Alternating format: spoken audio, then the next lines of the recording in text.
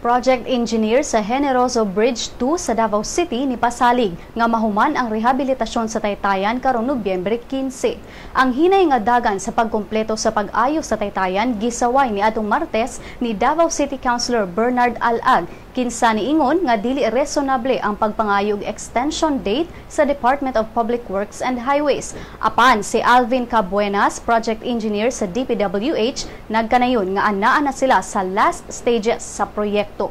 Dugang ni Cabuenas nga aduna pay laing slab ug diaphragm nga butangan og concrete. Ang last pouring date gikatakda sa Nobyembre 6. Si Mayor Rodrigo Duterte nimando nga dili dalion ang trabaho tungod kay posibleng magabok ang Taytayan. Ang syudad may implementar og rerouting scheme samtang nagpadayon ang rehabilitasyon.